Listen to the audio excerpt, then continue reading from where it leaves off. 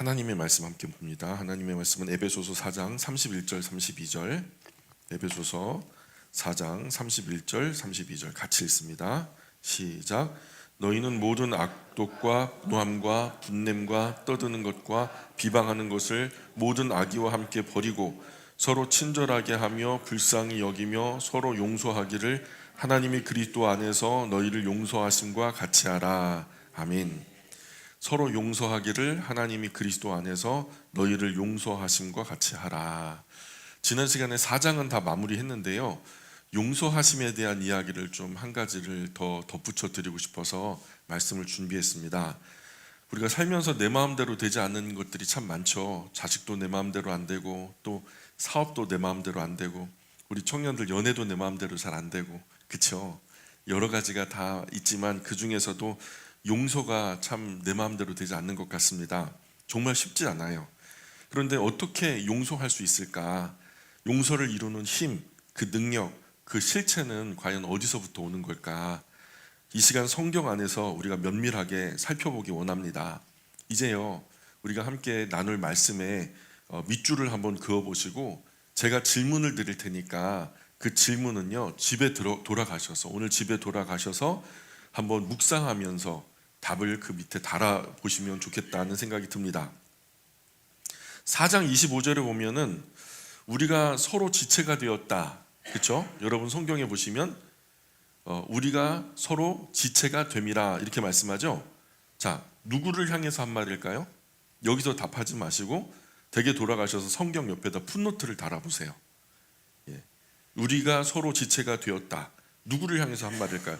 몇 절 뒤에 29절에도 볼까요? 29절에서 듣는 자들에게 은혜를 끼치게 하라 이렇게 말씀하죠.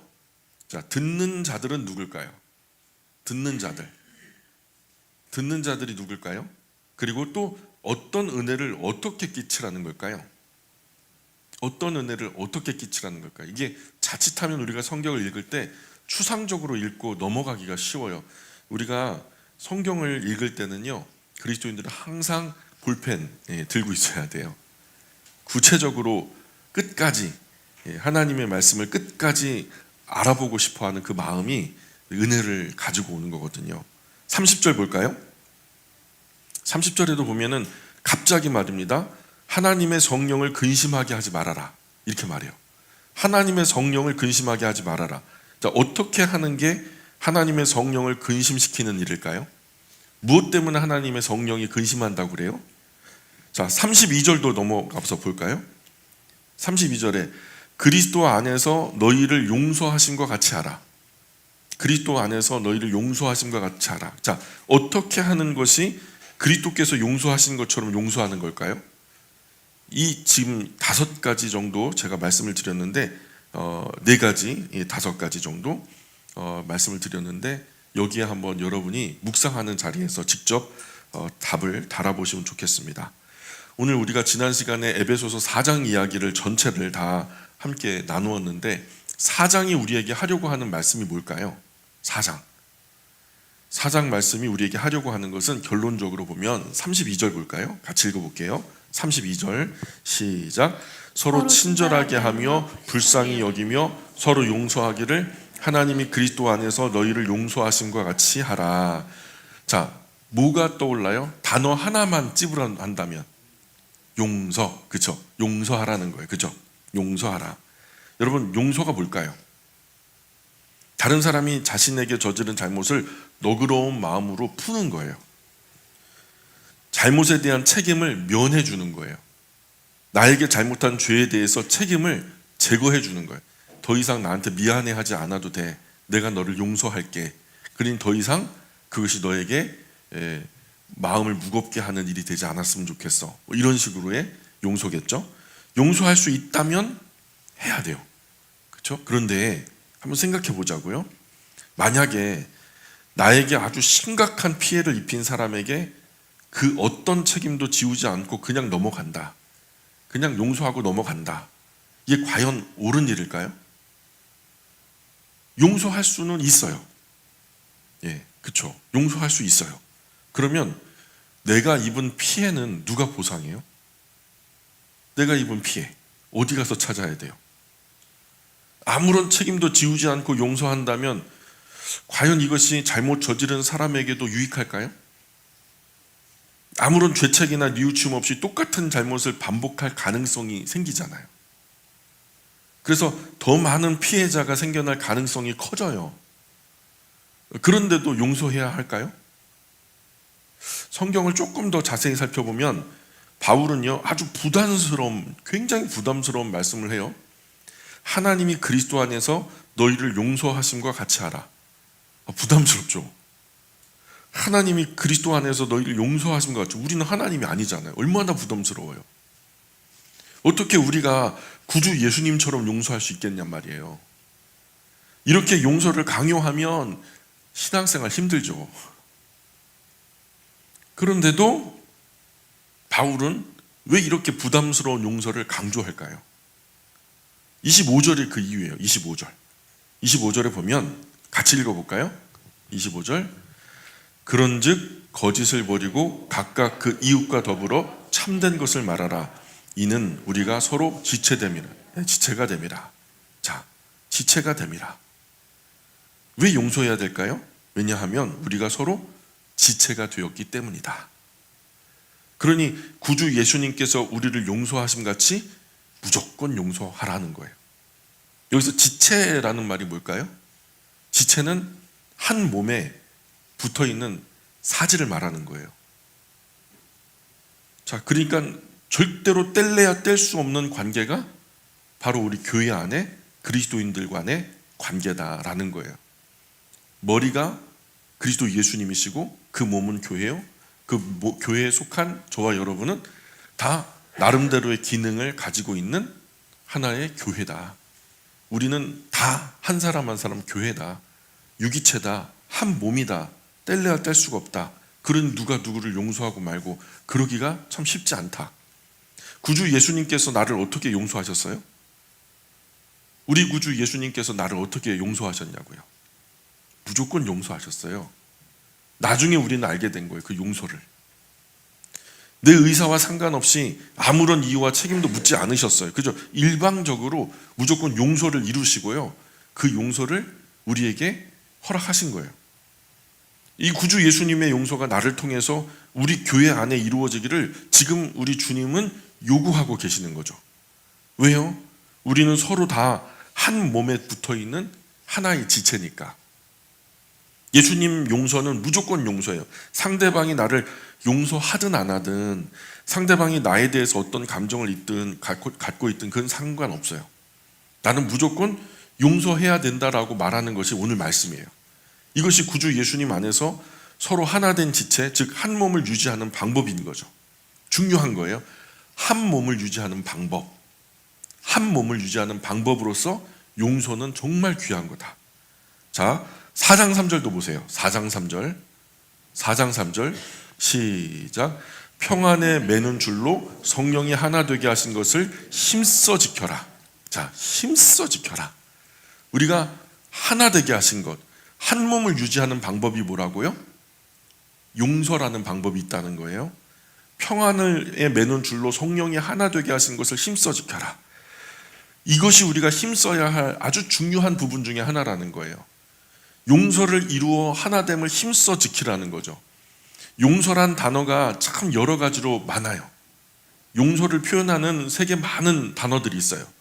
특히 영어에서 용서, forgiveness라고 하는 말은요, 상대방의 어떤 배려도 생각하지 않고 무조건 용서하라는 의미예요.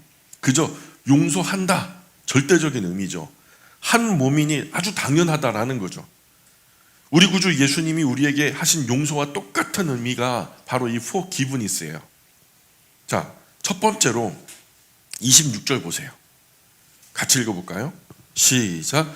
분을 내어도 죄를 짓지 말며 해가 지도록 분을 품지 말고 이제 말하라. 이렇게 끝나는 걸로 보면 어떻게 해요? 무조건 용서는 바로 해야 된다. 해 넘기면 안 된다. 용서하지 못하고 분을 쌓아두면 내가 무너져 버려요. 예, 지난주에도 말씀드렸지만 잠도 안 와요. 용서 안 하니까 자꾸 떠오르고 불면증 걸려요. 그리고 막 분하니까 이를 빠득빠득 갈아서 치과도 가야 되고 내 손해란 말이에요. 상대방을 향한 분노는 악한 사단과 더러운 영들의 표적이 됩니다. 27절 뭐라 그래요? 27절 마귀에게 틈을 주지 말아라 말씀하잖아요. 악한 사단과 더러운 귀신들은요, 용서를 못하고 분노를 품은 나를 이용해서 서로 지체가 되지 못하게, 서로 하나가 되지 못하게 만들어요. 그러므로 해가 지기 전에 즉시 용서해야 된다. 용서해야 된다. 용서하지 못한 감정이 오래 끌리면 그게 감정의 골이 돼요. 서로 서먹서먹해지고 버성겨서 멀어져요. 그렇게 되면 결국 그 관계 안에서 악한 사단이 그 중간에서 이간질을 해요. 서로 반목하고 질시하고 교회가 찢어지고 나눠지고 갈등하고 어려움이 생긴단 말이에요. 두 번째로 28절 29절 읽어볼까요? 28절 29절 시작. 도둑질하는 자는 다시 도둑질하지 말고 돌이켜 가난한 자에게 구제할 수 있도록 자기 손으로 수고하여 선한 일을 하라. 무릇 더러운 말은 너희 입 밖에도 내지 말고 오직 덕을 세우는 데 소용되는 대로 선한 말을 하여 듣는 자들에게 은혜를 끼치게 하라. 아멘. 자, 용서받은 사람은 다시는 똑같은 잘못 반복하지 말아야 돼요. 용서를 해주는 사람도 중요한데 용서를 받는 사람도 중요해요. 용서받은 사람은요, 절대로 같은 잘못 반복하지 말라는 거예요. 아마도 에베소 교회 안에서 이런 누군가의 것을 누군가가 도둑질하는 일이 벌어진 것 같아요. 어떤 사람이 누군가가 가지고 있는 것이 너무 좋아 보여서 그것을 슬쩍 훔친 것 같아요. 그런데 그것을 알아요. 그런데 과거에는 CCTV도 없고 하니까 이 증거를 남길 수가 없잖아요. 심증이 있는데 물증이 없어요. 목격자 뭐 증인도 없고요. 근데 누구나가 다 알아요. 자, 그런데 이것을요, 만에 하나 알게 돼가지고 용서를 받았다면 또 똑같은 죄를 반복하면 된다, 안 된다? 안 된다. 또다시 같은 잘못을 반복하면 지체가 정말 힘들게 용서한 그 용서를 허무는 일이 되는 거죠. 오히려 나의 지체가 나의 잘못에도 불구하고 구주 예수님 안에서 무조건 용서해 준 것을 힘입어서 자신과 같은 처지의 사람들을 일으켜주는 덕을 세우는 일에 헌신하는 사람이 되어야 한다. 이렇게 말씀하는 거죠.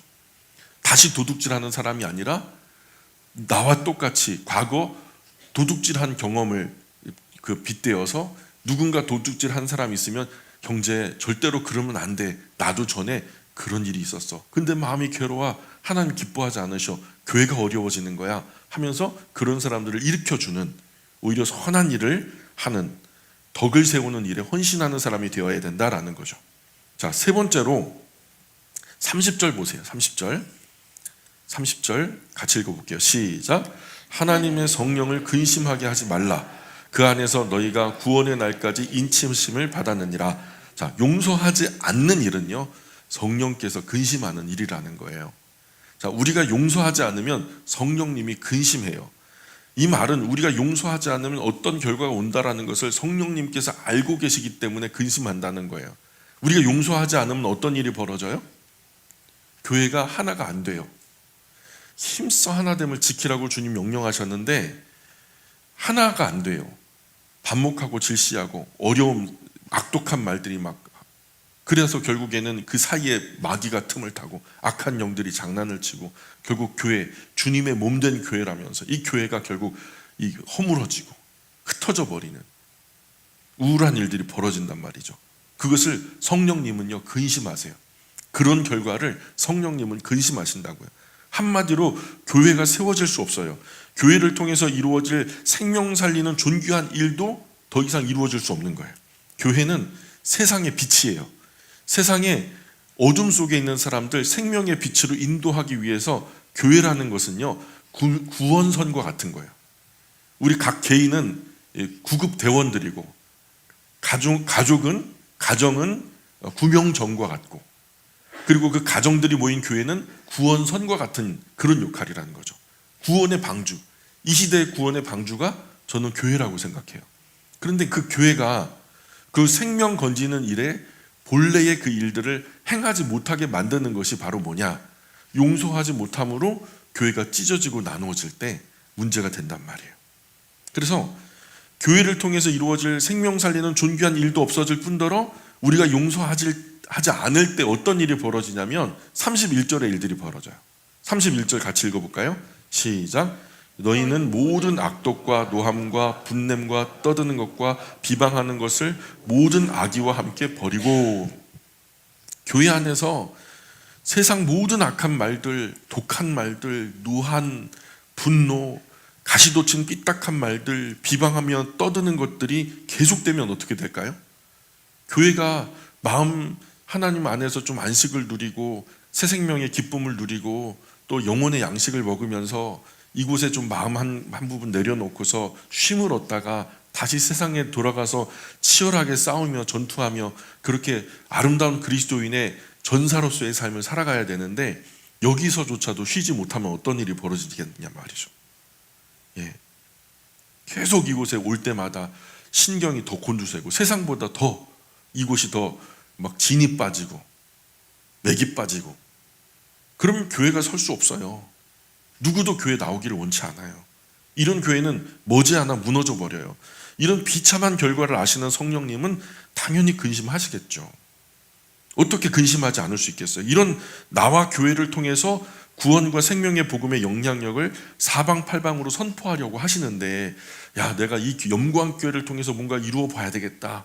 영광교회를 통해서 이제 어려운 그 많은 사람들, 지금 우리가 여러 사람들에게 다 있잖아요. 여러분 각자 개인 가정이 그 사람들이 여러분을 통해서 예수님을 보고 있고 하나님을 보고 있고 예수님의 구원의 생명의 길을 제시받고 있는 거거든요. 모르긴 몰라도. 그런데 그렇게 구원과 생명의 복음의 영향력을 사방팔방으로 선포하려고 하시는데 용서하지 않으니까 구원과 생명의 영향력은 고사하고 세상 밖으로 복음 들고 한 발짝도 못 대고 이 안에서 그냥 막 지지고 볶고 하는 상황이 벌어지니까 그냥 교회 안에서 이 복음, 이 존귀한 복음 가지고 자폭하는 꼴이죠. 앞서 한 몸에 붙은 지체가 되었기 때문에 용서하라는 거예요. 첫 번째는 우리는 한 몸이기 때문에 용서해야 된다. 용서하지 않으면 그 몸이 그냥 어려움이 당하니까. 둘째는 교회가 하나됨을 위해서 용서하라는 거예요. 자, 그래서 나를 살리려고 용서하는 거예요. 용서는 사실은 나를 살리는 거예요. 교회가 죽으면 나도 죽어요. 몸이니까. 용서하지 못하는 내게서 모든 악한 것, 독한 것, 노함, 분냄, 떠드는 것, 비방하는 것, 모든 악의가 나와서 결국 안팎으로 나를 죽이는 거예요. 용서 없이는 너도 나도 행복할 수 없다. 용서하지 않는 삶은 너도 나도 불행한 삶이다. 네 번째로 우리가 32절 읽어볼게요. 시작. 서로 친절하게 하며 불쌍히 여기며 서로 용서하기를 하나님이 그리스도 안에서 너희를 용서하신 것 같이 하라. 자, 여러분 사랑하지 못하면요 좀 불쌍히 여기기라도 하시면 좋아요. 아유 불쌍하다. 그럼 용서가 가능하거든요. 이렇게 용서합시다. 32절처럼. 용서는요 서로 해야 돼요. 서로 용서를 구하고 서로 용서를 받아들여야 하는데요, 용서 받을 사람이 가만히 있어서도 안 되죠. 내가 용서 받아야 되는데 가서 용서를 구해야 되잖아요. 내가 잘못했어요. 내가 실수했어요. 용서 구해야 되잖아요. 근데 또 용서를 해줘야 될 사람이 용서를 구하는데 나는 몰라. 나는 용서할 마음 없어. 이렇게 하고만 있으면 또 그것도 안 되는 거죠. 용서가 이루어질 수 없죠. 그리고 일단 용서했다면 용서하기 이전과 이후가 똑같아야 된다는 거예요. 그래서 용서는 그 이후가 훨씬 더 중요해요. 서로에게 대한 인격적인 관계와 친절함을 잃지 말아야 된다. 그저 내 심정적으로는 전과 같을 수는 없으나 그러나 인격적으로 우리가 그것을 거절하고 의지적으로 같아야 된다는 거예요. 잘못 저지른 사람을 진심으로 불쌍히 여겨야 된다. 구주 예수님 마음으로 지체됨을 끝까지 유지해야 된다. 이것은 내가 사는 길이고 너가 사는 길이고 곧 서로가 사는 길이고 교회가 사는 길이다. 그리스도의 마음으로 무조건 용서하는 것은 오늘 3절처럼 평안에 매는 줄로 성령님이 하나 되게 하신 것을 힘써 지키는 일이다. 이것은 사명인 거예요. 그래서 사랑하는 여러분 한번 생각해 보세요. 마음속에 아직도 용서할 수 없는 사람, 떠오르는 그런 사람이 있어요? 절대로 용서 못해. 이런 사람이 있나요? 네, 그 사람, 그놈, 그 자식은 내가 용서 못해. 그런 분 혹시 떠오르는 분 있어요? 언제부터 이런 감정에서 벗어나지 못하고 계세요? 한 5년 됐어요? 10년 됐어요? 언제까지 용서하지 않으실 작정이에요? 언제까지 좀 기한을 정해놓고 미워야 되잖아요. 중요한 건 성령님은 용서하지 못하는 나를 향해서 근심하고 계시다는 거죠. 용서하지 않는 사람은 언제 터질지 모르는 시한폭탄 같죠. 자, 그런데요, 용서하지 않는 내가 언제 터질지 모르는 사람이라는 것을 아시는 성령님이 어떻게 근심하지 않을 수 있겠어요? 저 터지면 어떡하냐, 저 터지면 교회 난리 나는데. 결국 그 일 때문에 교회가 망가져 버릴 텐데. 용서할 수 없는 너 때문이 아니에요. 용서하지 못해서 문제와 고통 속에 빠질 나 때문인 거죠. 용서는 너를 위함이기도 하지만 근본적으로 나를 위함이고 나아가 교회를 위함이다. 용서하지 않을 때 벌써 내가 죽고 너가 죽고 교회가 죽어요. 근데 용서를 하면 먼저는 내가 살고 너가 살고 교회가 산단 말이에요. 득보다 실이 많아요? 아니면 실보다 득이 많아요? 그죠? 득이 많아요. 용서는 좋은 장사예요.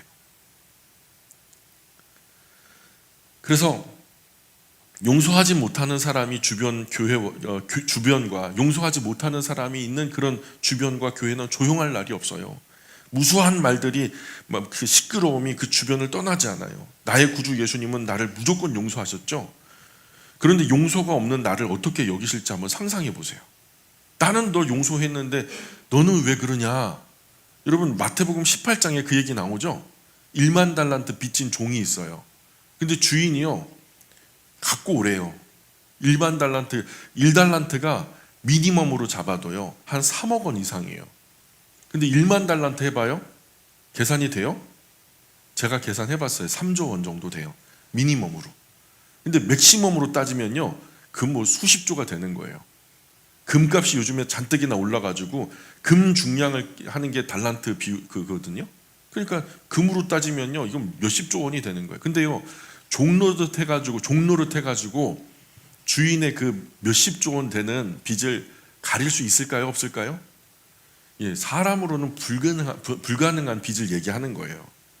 그래서 이 주인이 잡아가 와가지고요, 갚아라, 갚아라. 그랬더니 도저히 갚을 수 없는 금액이니까요, 갚을 수가 없어요. 그래서 주인이요, 그 종의 몸과 그 아내와 자식들 그 외의 모든 소유 다 팔아가지고 갚아라, 막 그렇게 막 강하게 밀어붙이니까요, 이 종이 말입니다, 납죽 엎드려갖고 절을 하면서 주인님 제발 참아주세요. 제가 다 갚을게요. 거짓말이죠. 못 갚는데 갚는다 그러는 거예요. 최선 다해보겠다는 얘기죠. 그러니까 주인이요, 불쌍한 거예요. 어이구, 갚을 수도 없으면서 갚는다고 저렇게. 그런데 불쌍하니까 그냥 탕감해 줬다는 거예요. 이 탕감받은 종이요, 아주 그냥 난리가 난 거예요. 너무 좋아요. 룰루랄라 하면서 이제 나간 거죠. 그런데 길가에 나가자마자 누구를 만났냐면 자기한테 100데나리온 빚진 친구를 만난 거예요. 100데나리온은 1데나리온이 한 장정의 품삯이니까 하루에. 100데나리온 하면 한 1000만 원 정도 되는 거예요. 10만 원으로 따진다면 미니멈이에요.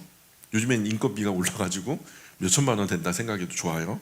자, 그런데 몇십조 원 탕감받고 나와서 몇천만 원 빚진 친구를 갖다 눈앞에서 보니까 어휴, 반가워요. 어때요? 그냥 바로 모가지를 비틀고 와가지고 빚 갚아라 그런 거예요. 친구가 자기와 똑같이 간청하죠. 친구요, 제발 좀 참아주세요. 제가 다 갚을게요. 그랬더니 이 10,000달란트 탕감받은 종이요, 용서하지 않아요. 그리고 감옥에 가둬버려요.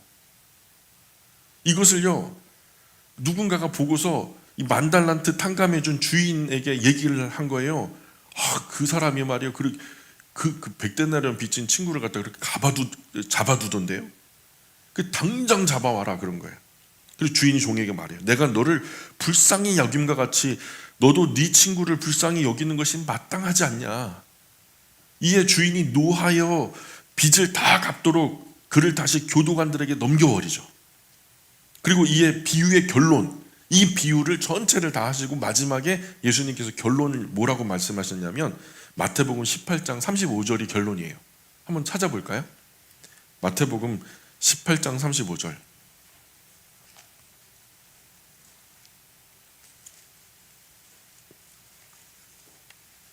같이 읽어볼게요. 시작. 너희가 각각 마음으로부터 형제를 용서하지 아니하면 나의 하늘 아버지께서도 너희에게 이와 같이 하시리라. 아멘. 예, 예수님의 용서에는 이유가 없어요. 예수님이 원하시는 것은 예수님 때문에 그냥 용서하고 받아주는 거예요. 물론 제 경험에 빗대어서 보면 용서하는 게 쉽지는 않아요. 또 용서하는 과정이 길 수도 있어요. 그러나 우리의 스탠스는 용서하기로 작정하셔야 된다. 시간이 좀 걸리더라도 내 마음 추스르고 다 잡는데 조금 시간이 걸리더라도 우리는 용서하는 자리에 서야 된다. 아멘. 예, 이 용서가 안 되는 사람은요, 오늘 구주 예수님의 용서를 다시 한번 그 마음 깊숙이 묵상해 보기를 권면해 드려요. 자, 따라해 볼까요? 예수님 앞세워서 용서하자. 예수님 앞세워서 용서하자. 그러면 거기서 못다 갚은 것들, 억울한 것들, 서러운 것들 누가 다 갚으실까요? 우리 주님 예수님이 다 신원하세요. 우리 하나님은요, 이 지극히 작은 소자에게 냉수 한 그릇 대접한 것도 결단코 상을 잃지 않겠다 말씀하시는 분이라 틀림없이 정확하신 분이에요. 홀이라도 갚지 않고는 결단코 거기서 나오지 못한다.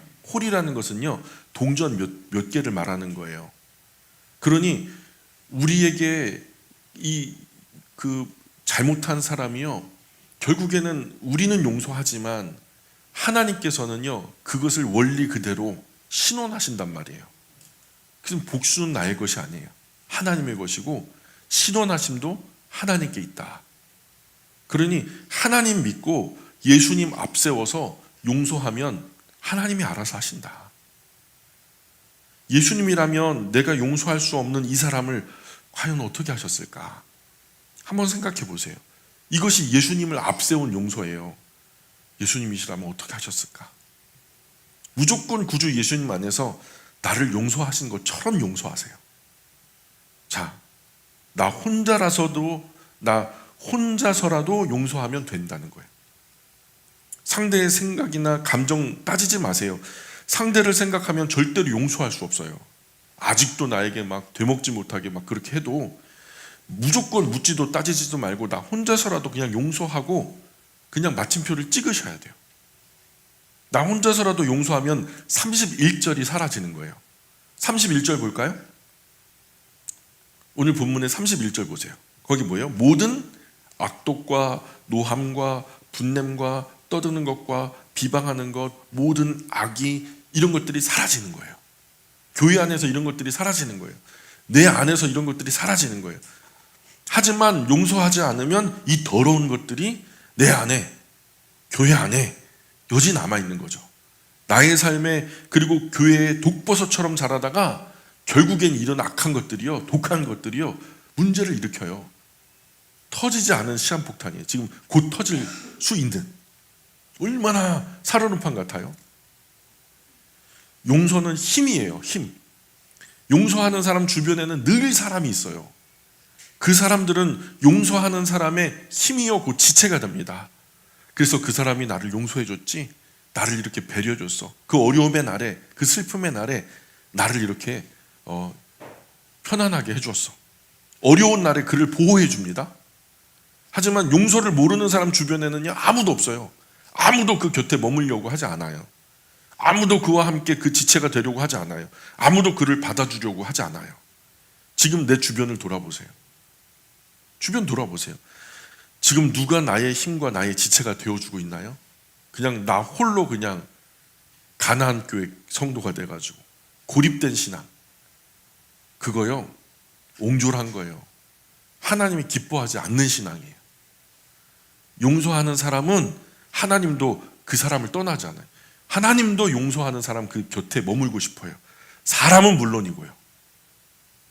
그래서 결론은 그래요. 용서는 복의 통로다. 한번 얘기해 볼까요? 용서는 복의 통로다. 예, 용서는요 하나님이 찾아오시는 길이에요. 울면서 씨를 뿌리는 자는 기쁨으로 단을 거둔다 그러죠. 그렇죠? 근데 울면서라도 용서하는 사람은 하나님의 큰 위로와 상급을 얻게 돼요. 그만큼 용서는 하나님 앞에 귀한 거예요. 예수님의 용서로 하나님과 우리가 화목됐잖아요. 하나님은 그를 얼마나 높이셨어요? 결국 그 결과 저와 여러분이 하나님의 자녀가 되는 큰 복이 되었고요. 용서는요 진짜 축복의 통로라니까요. 진짜 억울한데요 어금니 꽉 물고 용서하라 하시니까 내가 용서합니다, 주님 용서합니다 하고서 용서 한번 해보시라니까요. 그러면요 여러분, 하나님은 용서하는 사람에게 아끼는 것이 없어요. 하나님은 용서하는 사람에게 아끼는 것이 없다니까요. 명심하셔야 돼요. 용서할 기회를 놓칠 때마다 내가 뭘 놓치는 거예요? 복을 놓치는 거예요. 하나님이 주실 복을 하나씩 하나씩 놓친다고 봐야 돼요. 이 시간도 용서의 사람은 복으로 채워지고 있어요. 이제 내가 용서할 사람을 찾아야 돼요. 언제부터 그를 용서하지 못하고 있었는지 기억하셔야 돼요. 마침표 찍으셔야 돼요. 그 나쁜 감정이 여태까지 흘러왔다면 이게 엄청나게 내 안에 내상을 내고 있는 거거든요. 캐내셔야 돼요. 그리고 이제는 용서해내셔야 돼요. 내가 먼저 용서하지 못하면 그 갈등과 아픔은 끝이 없습니다. 평생 그 문제에서 내가 나를 묶어버리는 거예요. 그럼 죽은 시체와 나를 묶으면 어떻게 될까요? 내 체온 다 뺏겨 결국은 같이 죽는 거예요. 같이 사는 게 아니라니까요. 용서는요 그 사람을 놓아주는 것이 아니라 그 문제로부터 나를 풀어내는 거예요. 더 이상 그 악한 감정, 독한 감정이 나를 좀먹지 않게 하는 거예요. 그 결과 그가 자유를 얻는 것보다 내가 더 자유를 얻는다니까요. 그래서 그를 위해 용서하는 게 아니라 나를 위해서 용서하는 거예요. 그러니 영 용서가 어렵다면 나를 위해서라도 용서하세요. 용서할 수 없다. 용서할 수 없다는 내 생각 뒤에 감춰진 간악한 사탄, 더러운 영들 절대로 속으면 안 돼요. 용서하지 않으면 결국 내가 죽어요. 오늘 이 자리에 당장 용서를 다짐하세요. 어금니 꽉 물고 억울하게라도 여러분 한번 여러분 가슴에 손을 얹고 오른손 올리고 이렇게 따라해 보세요. 억지로라도 따라하세요. 주님, 제가 용서할게요. 아멘. 예, 다시 한번 주님, 제가 용서할게요. 억울하세요? 막 눈물이 흘러내려요? 그래도 작정하세요. 그게 여러분을 위해서 좋은 거예요. 교회를 위해서 좋은 거예요. 그리고 무조건 용서했으니 더 이상 아무 말도 하지 말고 그냥 따지지도 말고 잊어버리세요. 잊어버리세요. 용서하지 못해서 사로잡힌 감정이 있나요? 거기서 완전히 탈출하세요. 그리고 그 빈 공간이 구주 예수님의 사랑으로 채워지기를 주님의 이름으로 축복합니다. 분명한 건 하나님께서 용서의 사람인 나를 더 존귀하게 여기신다. 용서의 사람이 나를 이전보다 더 귀하게 여기시고 아끼신다. 그러니 우리가 용서합시다. 자, 우리 5장으로 건너가 볼게요. 짧게 우리가 5장 1절 2절 계속 읽어봅니다. 5장 1절 2절 시작. 그러므로 사랑을 받는 자녀같이 너희는 하나님을 본받는 자가 되고 그리스도께서 너희를 사랑하신 것 같이 너희도 사랑 가운데서 행하라. 그는 우리를 위하여 자신을 버리사 향기로운 제물과 희생제물로 하나님께 드리셨느니라. 아멘. 그래서 에베소서는 교회에 관한 말씀인데 교회론인데 바울의 교회론인데 1장부터 3장까지는 이론을 얘기했고 어떻게 교회가 이 역사 가운데 등장하게 되었는가, 이 교회 안에 감추어진 하늘에 속한 신령한 복이 어떤 것들인가, 이것을 우리가 여태까지 살펴봤고 4장부터 6장까지는 실천편인데 실천편의 첫 번째는 용서를 통해서 하나됨을 힘써라.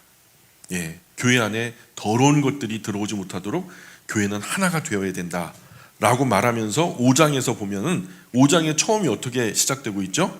그러므로, 그죠? 그러므로는 언제 얘기해요? 첫 마디에 해요? 마지막 끝날 때 해요? 마지막 끝날 때. 그러니까 이제 결론적인 교훈이라는 거예요. 교회에 관한 이야기를 여태까지 많이 했는데 5장, 6장은 그럼 어떤 이야기가 될까요? 결론적인 교훈이 되는 거죠.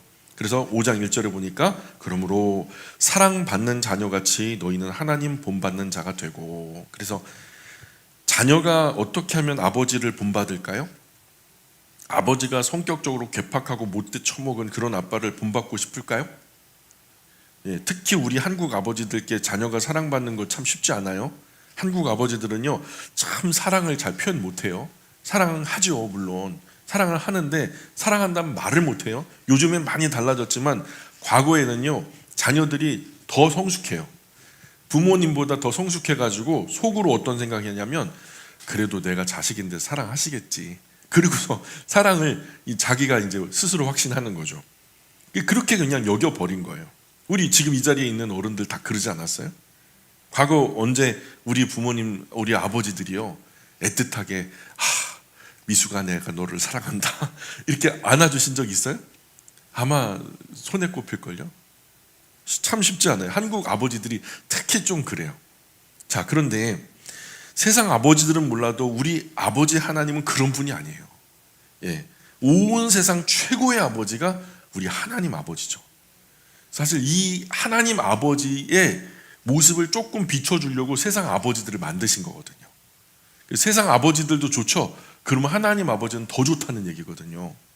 자, 아버지께 사랑 많이 받은 자녀는 아버지 본받길 원해요. 나도 아빠처럼 그렇게 해야 될 텐데 내가 아빠처럼 그렇게 할 수 있을까? 막 이런 거. 성경도 그렇지만 공자님도 그랬어요. 부자 유친이라고. 그죠? 부모 자식 간에 친밀함이 있어야 된단 말이죠. 그런데 현실은 그렇지 못한 거예요. 이 사회가, 우리 사회가 뭔가 잘못된 거예요. 부모 자식 간에 친밀할 수 있는 시간적인 여유도 주지 않아요. 지금 부모는 부모대로 그냥 직장 생활에 볼모 잡혀가지고 아침부터 저녁까지 그냥 동분서주하죠. 또 아이들은 아이들대로 학교에 잡혀가지고 또 나중에 학교 끝나면 학원으로 막 돌면서 결국에는 지친 몸으로 딱 집에 돌아오면요 서로 피곤해갖고 탈진해가지고 짜증만 내고 문 딱 닫아 걸고 스마트폰만 보고. 참 그래요. 그래서 자녀들이 자라서 꼭 하는 말이 있어요. 이런 사회에서 자라난 아이들이요 뭐라고 말하냐면 엄마가 나한테 해준 게 뭐가 있어. 그죠? 아빠가 나한테 해준 게 뭐가 있어. 그러면 또 엄마 아빠는 또 한 말 해요. 뭐라고 해요? 내가 너한테 뭘 못 해줬는데, 내가 먹여줘, 입혀줘, 학교 보내줘, 용돈 줘, 학원 보내줘, 다 해줬는데. 그런 거 얘기하는 거 아니죠. 레파토리예요 이게. 예, 사실 그런 말이 아닌데요. 부모는 부모대로, 자식은 자식대로 서로 바쁘고 분주해서 따로따로 살아가게 만들어요. 정서적으로 그냥 같이 사는데, 공간적으로는 같이 사는데 정서적으로는 동떨어져 있단 말이죠. 그래서 정신 차리고 나면 정서적으로 부어줘야 할 때를 놓친 거예요. 이제 어느 정도 이루었다 하면 우리 아버지들, 어머니들 50줄 넘어가요 벌써. 아이들은 다 커가지고 군대도 갔다 오고 이제 시집갈 나이 되고, 그럼 머리가 커가지고 더 이상 엄마 아빠 영향력 안 받거든요. 그럼 어떤 일이 벌어져요? 뭔가 엄마 아빠한테 기대하는 것도 없어지고요, 자녀들한테 기댈 그런 마음도 없어져요. 그러니까 때를 놓친 거죠. 서로에게 귀한 사랑의 정서를 주고받을 수 있는 귀한 시간과 때를 놓쳐버린 거예요. 우리 그리스도인 가정은 부모 자식 간에 친밀함이 있어야 돼요. 어떤 것처럼? 아버지 하나님이 우리를 사랑하신 것처럼 우리 또한 우리 자녀를 사랑해야 되고, 자녀가 우리 자녀된 그리스도인이 하나님을 사랑하는 것처럼 자녀들도 부모님을 사랑해야 된다. 그리고 또 부모님의 좋은 점 본받아야 되는데요, 아들들은 꼭 아버지 나쁜 점 본받아요. 그죠? 보면은 아빠가 그냥 양말 뒤집어 벗어놓는 거 똑같이 그냥 막 지저분하게 막 하고, 그런데 또 자녀들이 살면서 그거 안 좋아 보이니까 나는 그러지 말아야지 그러는데요, 어느 날 시간 지나서 되돌아보면 꼭 그렇게 살고 있더라는 거죠. 그러니까 그렇게 말하는 대로 사는 게 아니라 그렇게 본대로 살더라고요. 그보다 조금 더해서 아빠보다 더 못되게 사는 아들들도 굉장히 많아요. 시어머니한테 그렇게 혼났으면 나는 그렇게 하지 말아야지 그랬는데요, 막상 며느리가 딱 들어오잖아요. 그러면요, 너 한번 당해봐라 너도. 그럴 가능성이 크다니까요. 더하면 더했지 덜 하지는 않더란 말이죠. 근데 그리스도인들은 달라야 된다는 거예요. 우리 주변에 그런 상황 참 많이 봐요. 그래서 집안에 나쁜 것 본받는 예가 생기면요, 그 잘못된 전통이 생겨요. 오늘 말씀처럼 사랑받는 자녀같이 너희는 하나님 본받는 자가 되라. 예. 너희가 이미 아버지 하나님의 큰 사랑 많이 받았잖아. 그러니 너희도 아버지 하나님 본받아서 많은 사람을 사랑하는 부모가 돼야 된다. 이런 말이죠. 우리가 하나님 사랑 충분히 알게 되고 느끼고 헤아리고 본받은 것은 오랫동안 예배당을 다녀도 사실은 잘 몰라요. 잘 몰라요. 참 그래도 오늘 아침에도 기사를 보는데 세계 그 노벨 문학상 받은 한강 작가가요. 결국 내 글이 향하는 것은 사랑이었던 것 같다. 이런 얘기를 하더라고요. 그래요. 모든 사람, 인류가 그래요. 결국 사랑에 목말라 하는 거거든요. 자, 예배당 상당히 오래 다녔어도 그냥 막연하게 하나님 나를 사랑하시겠지. 뭐 이 정도죠.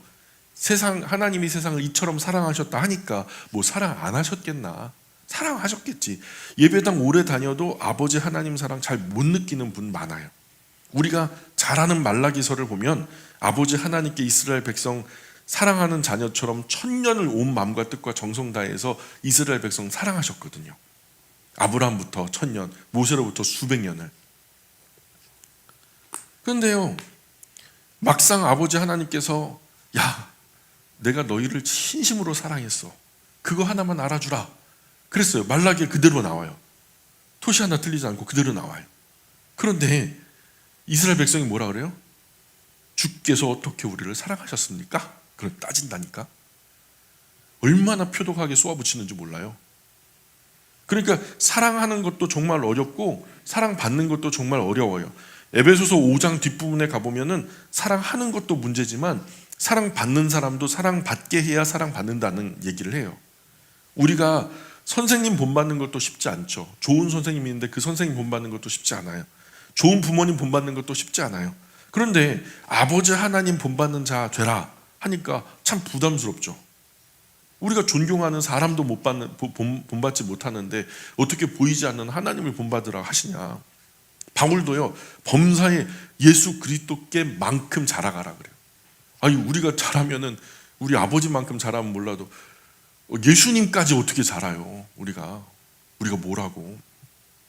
예수님 더 나아가서 뭐라고 하냐면 하늘에 계신 너희 아버지의 온전하심 같이 너희도 온전하라 그래요. 누구와 같아지라는 거예요? 아버지 하나님처럼 그렇게 온전하게 행하라는 거예요. 오늘 말씀도 사랑받는 자녀같이 너희는 하나님을 본받는 자가 되라. 이런 귀한 말씀 다 제쳐놓고 우리는 오직 믿음은 구원, 여기에 목숨 걸죠. 그 말씀 보면은 믿음은 시작인데 결국 끝나는 것은 어디서 끝나? 신앙의 완성은 모든 것 위에 사랑을 더하라. 그렇죠? 믿음에서 시작하잖아요. 믿음의 이제 그 절제 인내 이렇게 쭉 나가잖아요. 결국 마지막에는 형제 우애, 그 위에 사랑을 더하라. 생각해 보세요. 오늘 그리스도인의 신앙이 세상에서 볼 때에도 어떻게든 구원만 받았으면 땡이다. 예, 그저 그냥 구원 받으면 땡이다. 그러니까 싸구려 품이 없는 신앙으로 전락되는 거예요. 나는 구원 열차 올라탔다. 그러니까 끝이다. 그러면서 그냥 이제는 아무것도 신경 안 써요. 우리는요, 그러지 말아야 돼요. 우리의 신앙은 사랑으로 완성된다. 우리는 첫째로 아버지 하나님과 친밀하셔야 돼요. 그리고 둘째로 아버지 하나님을 본받는 자녀가 돼야 돼요. 5장 2절 볼까요? 5장 2절 시작. 그리스도께서 너희를 사랑하신 것 같이 너희도 사랑 가운데서 행하라. 그는 우리를 위하여 자신을 버리사 향기로운 제물과 희생 제물로 하나님께 드리셨느니라. 예, 아버지를 본받아라 하는데 그 본받으라는 말에 또 그 후속으로 나오는 말이 뭐라 하는 거예요? 아버지가 어떻게 하신 것처럼 사랑하신 것처럼 사랑하라. 근데 그 아버지의 사랑만큼이나 온전하게 그 같은 수준으로 사랑하신 분이 계신데 그분이 누구냐면 예수님이시라는 거예요. 그러니까 예를 드는 거예요. 어떻게 사랑하냐면 이분처럼 사랑해라. 그분이 누구다? 예수님이다. 그리스도께서 너희를 사랑하신 것 같이 너희도 사랑 가운데서 행하라. 그렇죠? 사랑으로 행하라. 그죠? 24년 우리의 비전 스토리. 사랑 가운데 행하셨어요? 아멘입니까? 글쎄요. 자신이 없는 것 같아요. 예수님은요, 아버지 하나님과 똑같은 수준으로 우리를 사랑하셨어요. 그러니까 과거 구약 때로부터 지금까지 어느 때를 막론하고 저와 여러분이 가장 큰 사랑을 받은 사람이라는 것이 사실이에요. 여러분, 역사율에 저와 여러분만큼 큰 사랑을 받은 사람들이 없다니까요. 우리 예수님의 십자가 사건 이후에 사는 사람들은요, 과거 그 이전에 살았던 사람들의 사랑에 비교해서는요, 수천만 배 더 큰 사랑을 이미 받고 있는 거예요. 그러니 이렇게 큰 사랑 받은 자녀인 저와 여러분은 예수님처럼 구약 율법 이상의 더 큰 사랑을 실천하는 것이 맞다라는 얘기죠. 우리는 율법 아래 있는 것이 아니라 예수 그리스도의 십자가 아래 있다. 우리를 사랑하셔서 우리를 위해 죽으신 예수님 십자가 아래서 살아가고 있다는 거예요. 그러니 율법 이상의 충만하여 넘치는 사랑으로 사랑해야 된단 말이에요. 그저 예수님처럼 나를 위해, 나를 죽이려고 쫓아오는 사람들을 위해 용서하실 뿐만 아니라 그들을 위해서 죽으실 만큼, 그만큼의 수준으로 사랑해야 된다는 거죠. 아버지 하나님과 똑같은 수준의 사랑을 실천하신 예수님 사랑을 좀 본받아라, 이렇게 말씀하는 거죠. 그는 우리를 위하여 자신을 버리사 향기로운 제물과 희생 제물로 하나님께 드리셨느니라. 스스로를 희생 제물로. 그죠? 5장 3절 시작. 음행과 온갖 더러운 것과 탐욕은 너희 중에서 그 이름조차도 부르지 말라. 이는 성도에게 마땅한 바니라. 리차드 포스터라는 사람이 있어요. 세상에 수많은 욕망이 있다. 여러분, 세상에 많은 욕망들이 있죠. 그런데 그분이요, 이 모든 욕망들을 다 가지고 와봐라. 내가 3가지 단어로 다 압축할 수 있다. 그 3가지 단어가 뭐냐? 첫 번째 돈, 두 번째 섹스, 세 번째 권력. 그래서 이것을 가지고 책을 썼어요. 돈, 섹스, 권력. 책이요, 아주 짭짤해요. 글을 잘 썼어요. 한번 보시면 좋을 것 같아요. 결국에는요, 세상 사람들이 추구하는 욕망의 끝에는 이 셋 중 하나에 다 있다는 거죠. 온갖 고상을 떨지만 그 끝에는요, 세상 일에는 그 돈, 섹스, 권력이 있단 말이에요. 그러나 성경은요, 하나님 아버지의 자녀는 아예 그런 것들은 이름조차 부르지 말라고 말씀하시는 거예요. 그것이 하나님 자녀로 구별된 거룩한 무리, 곧 그리스도인의 당연하고 마땅한 일이라는 거예요. 자, 계속해서 4절 시작. 누추함과 어리석은 말이나 희롱의 말이 마땅치 아니하니 오히려 감사하는 말을 하라. 예, 추잡하고 난잡한 말, 저속한 농담. 여기서 말하는 누추함과 어리석은 말 이렇게 말하는데, 추잡하고 난잡한 말, 이건 뭘까요? 그리스도인들을 욕하면 돼요, 안 돼요? 그리스도인들은 욕하면 안 돼요. 욕하는 순간 나는 그리스도인이 아니다, 이렇게 선언하는 것과 똑같은 얘기예요. 욕 과거 하셨다면 이제 그리스도인 되셔야 돼요. 욕하시면 안 돼요. 저속한 농담, 더러운 욕, 거친 말들, 아버지 하나님 자녀의 품위에 어울리지 않는다. 이런 말들은 입 밖에도 내지 말고 오히려 욕하지 않는 정도로 끝나는 게 아니라 감사하는 말, 품위 있는 말, 사람들을 살리는 말, 모두를 좋게 하는 말들을 하라는 거예요. 5절 계속해서 읽어볼게요. 5절 시작. 너희도 정녕 이것을 알거니와 음행하는 자나 더러운 자나 탐하는 자 곧 우상 숭배자는 다 그리스도와 하나님의 나라에서 기업을 얻지 못하리니. 예, 앞서 그런 더러운 것들을 얘기한 다음에 곧 우상 숭배자 그러죠. 곧 우상 숭배자. 이 무슨 말이냐면, 여러분도 이미 이런 불결하거나 탐욕스러운 사람은 결코 하나님 나라 들어갈 수 없다라는 것을 잘 알고 있습니다. 이런 불결함과 탐욕은 우상 숭배하는 것과 같은 것입니다. 그래서 아버지 하나님보다도 이 세상의 것을 더 사랑하고 따르고 숭배하는 것이죠. 이런 사람은 하나님 나라를 기업으로 얻지 못합니다. 마치 우상 숭배자와 같습니다. 이런 뜻이에요. 그러니까 이렇게 더럽게 살아가는 더러운 말, 더러운 행동, 인격적이지 못한 모습들은요, 우상 숭배자와 같다는 얘기예요. 6절 계속해서 읽어볼게요. 시작. 누구든지 헛된 말로 너희를 속이지 못하게 하라. 이로 말미암아 하나님의 진노가 불순종의 아들들에게 임하나니. 이런 죄를 짓고도 그것이 다 옳다 변명하는 사람들에게 속아 넘어가지 마십시오. 하나님의 무서운 진노가 이런 사람들에게 내릴 것입니다. 여기서 당시에 이 헛된 말이라는 것은요, 사실은 타겟이 있었어요. 이 말을 했던 이유가 뭐냐면, 이 초기 영지주의자 이단들이 있었거든요. 예, 그래서 하나님의 복음을 세교거리로 만들었던 예를 말하고 있는데요. 초기 영지주의자들 중에서 초대교회에 지대한 영향을 미쳤던 쾌락주의 영지주의자들 두고 말하는 거예요. 그들은 뭐라고 주장하냐면 예수님이 이미 우리를 다 죄값을 다 선불로 치르셨다. 그죠? 선불로 치른 거 맞죠? 예수님이 우리의 죄값을 다 이미 선불로 지불하셨다. 그러니 이 몸 가지고 별짓 다 해도 아무 상관없다. 맞아요? 그건 아닌 거예요. 그렇죠? 근데 그 구원파에 속한 사람들은 말은 좀 순해지고 좀 젠틀해졌는지 모르지만 똑같은 이론을 펼치거든요. 구원파가 무서워요. 그래서 구원파는 일반 그리스도인들이 분별하기 힘들 만큼 고도로 교리가 발전됐어요. 그래서 그 결과 성경에 다 짓지 않다는 거죠. 그 결과는 구원파의 결과는 성경에 다 있지 않다. 엉뚱한 곳에 가 있다. 그래서 이단이다. 예. 달을 이자 끝단자 끝이 다른 거예요. 시작은 비슷한지 몰라도 끝이 달라요. 7절에 그러므로 그들과 함께하는 자가 되지 말아라. 그죠? 이런 부류 사람들과 함께 어울리지 말아라. 아예 이런 사람들과 교제하지 말아라. 멀리하라는 얘기예요. 그래서 한번 그래도 들어는 봐야지. 사람 말인데 한번 들어는 봐야지. 그러면 돼요? 안 돼요? 예. 그럼 한번 들어나 보세요. 그러면 뭐라고 말해야 돼요? 한 번만 들어보세요. 그리고 아니라면 아니라 하세요. 그럼 뭐라고 대답하실 거예요?